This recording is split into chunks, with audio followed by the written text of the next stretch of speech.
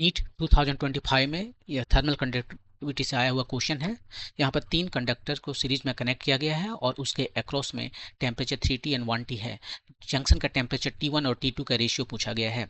यहाँ पर हम तीनों कंडक्टर को 3 थर्मल रजिस्टर के रूप में कंसीडर कर सकते हैं और पहले का मिडिल जो रेजिस्टेंस है उसको यदि हम R माने तो बगल वाले दोनों को हमें R/2 मानना पड़ेगा। ऐसा इसलिए क्योंकि रेजिस्टेंस जो है इन्वर्सली प्रोपोर्शनल होता है थर्मल कंडक्टिविटी के।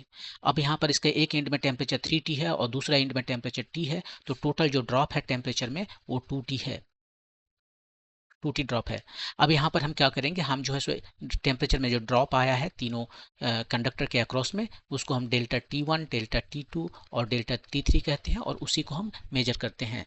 अब हम इसको निकालने के लिए क्या करते हैं कि ये जो टेम्परेचर में जो ड्रॉप है वो इसके रेजिस्टेंस के प्रोपोर्शनल होता है। इसका मतलब है रेजिस्टेंस हम लिखेंगे और उसके बाद में सम करेंगे तीनों का रेजिस्टेंस जो कि 2R है टाइम्स ये जो टोटल ड्रॉप हुआ है टेम्परेचर में, तो इस तरह से हमें T/2 आ गया। यही ड्रॉप जो है सो डेल्टा T3 भी होगा।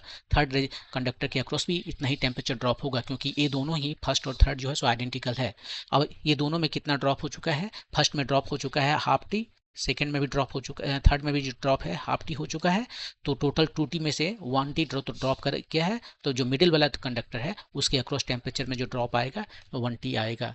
अब यहाँ से हम जो है सो आसानी से फर्स्ट जंक्शन का टेम्परेचर T1 जो है सो निकाल सकते हैं। ये 3T है, उसमें से ½ T यहाँ से चला गया, वो ड्रॉप कर गया, तो ये 2.5T आया। और ऐसे ही टेम्परेचर T2 जो दूसरे जंक्शन का टेम्परेचर है वो हो जाएगा, यहाँ पर 2.5T है और इसके अक्रॉस 1T टेम्परेचर ड्रॉप कर गया तो 1.5T आ गया।